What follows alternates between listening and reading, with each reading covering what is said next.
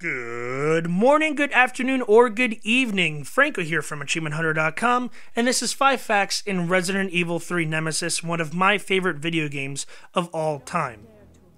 Now, normally this would be the part of 5 facts where we give you backstory about the game, but I have a strong feeling that the facts are going to do that for us, so let's get right into it. Fact number 1. Resident Evil 3 was developed at the same time as Resident Evil Code Veronica. Bonus fact, it was originally referred to as Resident Evil 1.5 because it partially takes place between the first and second games. Now, if my memory serves me correctly, Resident Evil 3 takes place a day before Resident Evil 2 and ends 2 days after Resident Evil 2. So you might be thinking to yourself, why would they call it Resident Evil 3 then? Well, I'm glad you asked. Fact number 2. Resident Evil 3 had a few different names during development. However, it was given the 3 because Sony wanted the PlayStation Resident Evils to be numbered consistently. Basically, Capcom and Sony had a deal about releasing Resident Evils for the PlayStation, and Sony just wanted them to look pretty if displayed on a GameStop shelf or something. I'm sure Capcom didn't necessarily want to make a direct sequel, but the fact that Sony was pressuring them to put the 3 on it changed their plans a little bit. Speaking of plans, fact number 3.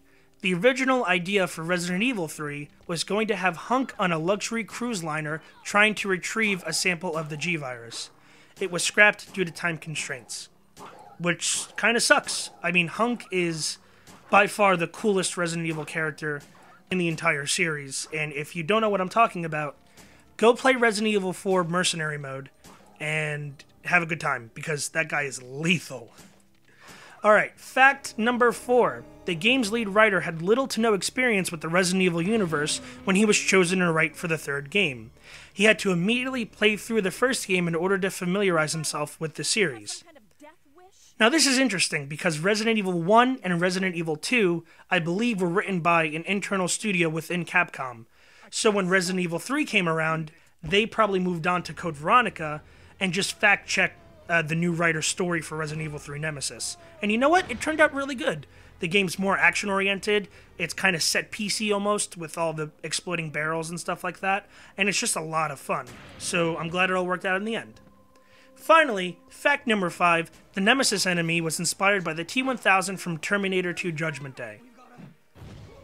If you want to be pissed off for, what is it, like 5 hours straight, play Resident Evil 3 Nemesis on hard mode, which I didn't do for the footage because I'm a little bitch, but play it on hard mode and see how angry you get at Nemesis. He's the most persistent asshole I've ever seen in a video game, and I'm so glad, spoiler alert, you get to kill him in the end of the game, because if he had survived, I would not have played any of the other games.